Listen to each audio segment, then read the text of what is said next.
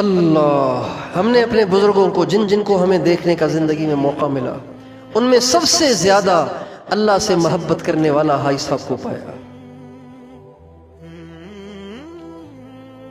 واللہ لم تر عینی مثلہ قبلہ ولا ترى بعدہ، اللہ کی قسم ان سے زیادہ محبت کرنے والا ہم نے نہیں دیکھا کسی کو۔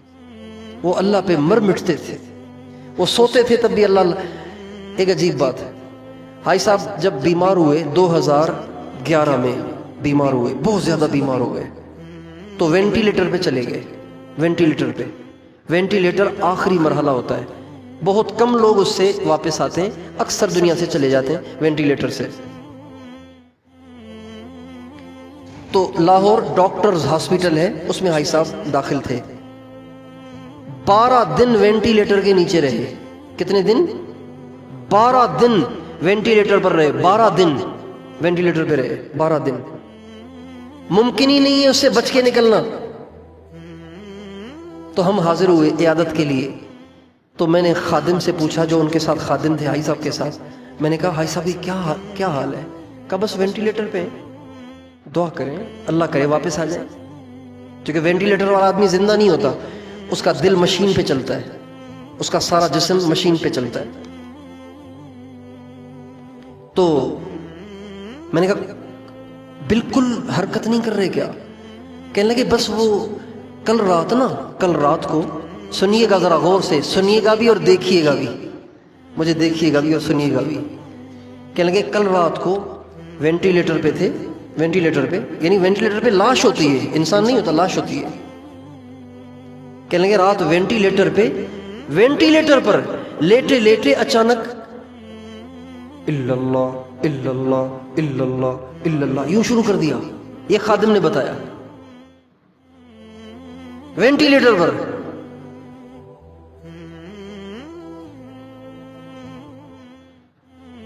بارہ دن کے بعد جب وینٹیلیٹر ہٹایا گیا تو اکثروں کا گمان تھا کہ نہیں بچیں گے، اکثروں کا گمان تھا کہ نہیں بچیں گے، لیکن چونکہ انہوں نے ساری زندگی ایک بول بولا تھا، ایک بول ساری زندگی انہوں نے بولا تھا، ایک بول ساری زندگی وہ دنیا جہاں کو سناتے رہے۔ تو چونکہ وہ سناتے رہے تو اللہ کو اس بول کو زندہ بھی تو کرنا تھا نا، اللہ کو اس بول کو سچا بھی تو کرنا تھا۔ وہ بول کیا ہے؟ اللہ سے ہوتا ہے، اللہ کے غیر سے نہیں ہوتا۔ وہ ساری زندگی اس کو بولتے رہے، تو اللہ نے اس کو زندہ بھی کرنا تھا، اس بول کو ثابت بھی کرنا تھا۔ چنانچہ جب وینٹیلیٹر ہٹایا گیا تو وینٹیلیٹر ہٹاتے ہی، یہ نہیں کہ آہستہ آہستہ آنکھیں کھولی ہوں، آہستہ آہستہ ہوش آیا ہو، ایسے نہیں، وینٹیلیٹر ہٹاتے ہی آنکھیں کھولی اور خادم سے کہا بھائی سب کو میرا پیغام دو کہ اس پہ ہم استغفار کریں کہ ہم نے آج تک اپنے آپ کو حضور کا امتی نہیں سمجھا۔ 12 دن وینٹیلیٹر پہ رہنے کے بعد، اس کو کہتے ہیں محبت۔ تو یہ آپ سارے نیت کریں، انشاءاللہ ہم بھی اللہ سے تعلق بنائیں گے انشاءاللہ، اللہ سے محبت کریں گے، اللہ سے عشق کریں گے، اللہ پہ مر مٹ رہے۔ ایک دفعہ مولانا یوسف صاحب رحمۃ اللہ علیہ کے زمانے میں مشورہ ہو رہا تھا، تو کسی بزرگ کا بیان طے ہوا، تو مولانا یوسف صاحب سے انہوں نے پوچھا کہ جی بیان میں کیا کہنا ہے، کس موضوع پہ بیان کرنا ہے؟ بیرون کے لیے تیار کرنا ہے، اندرون کے لیے تیار کرنا ہے، مقامی کام کے لیے تیار کرنا ہے، معاملات کو سیدھا کرنے کے لیے تیار کرنا ہے، کیا بات کرنی ہے؟ تو حضرت مولانا یوسف رحمۃ اللہ نے فرمایا اللہ پہ جان دینے کے لیے تیار کرو۔ کس پہ تیار کرو؟ اللہ پہ جان دینے کے لیے تیار کرو۔ اللہ پہ جان کوئی محبت کے بغیر دے سکتا ہے؟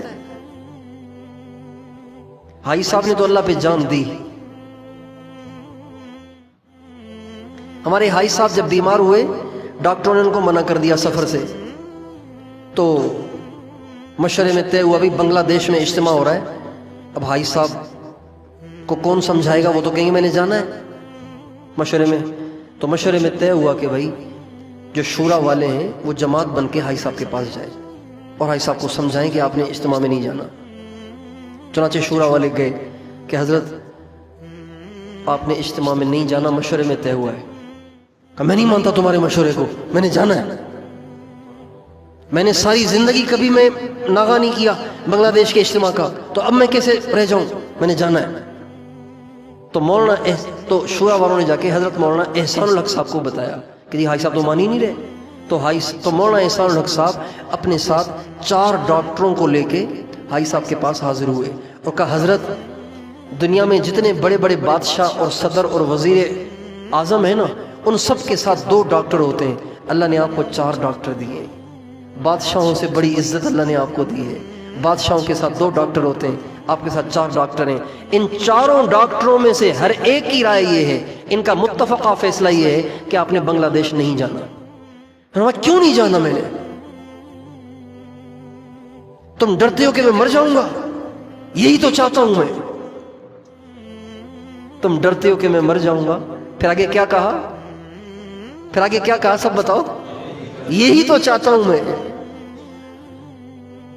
یہی تو چاہتا ہوں کہ اللہ اللہ کرتے مر جاؤں، اللہ کی طرف بلاتے بلاتے مر جاؤں، اللہ سے اس کے بندوں کو ملاتے ملاتے مر جاؤں، تو اس سے اچھی موت اور کیا ہو سکتی ہے؟ تو بھائیو، اللہ سے محبت کے بغیر اللہ کا کام نہیں ہوگا، اللہ کی محبت کے بغیر اللہ کا کام نہیں ہوگا۔ وہ جو کر رہے ہیں وہ اللہ کا نہیں ہوگا، وہ اپنا ہوگا۔ اللہ کا کام تو اللہ کی محبت سے ہی ہوگا۔ اللہ کی محبت کا حاصل کرنا ضروری ہے، اور اللہ کی محبت، اللہ سے محبت کرنے والوں کی صحبت کے بغیر حاصل نہیں ہوگی۔ یہی دستور چلا آ رہا ہے، یہی اللہ کی سنت چلی آ رہی ہے ہمیشہ سے، اور ہمیشہ یہی رہے گا۔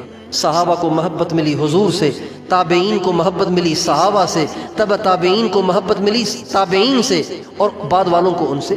یہی سلسلہ چل رہا ہے۔ مولانا الیاس صاحب کو اپنے بڑوں سے، حاجی صاحب کو اپنے بڑوں سے۔ ہمارے حاجی صاحب کو تو دیکھنے والے اکثر ہی ہوں گے،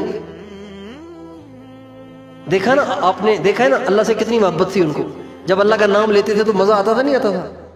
اللہ کا نام تو ہم بھی لیتے ہیں، اور حاجی صاحب جب اللہ کا نام لیتے تھے، اف، اللہ کا جب نام لیتے تھے تو پتھر سے پتھر دل کو موم کر دیتے تھے۔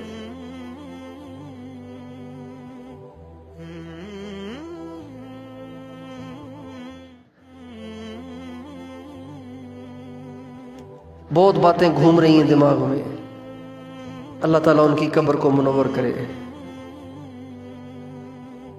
ان کے درجات کو بلند کرے، ان کو ہماری طرف سے بہترین جزا دے۔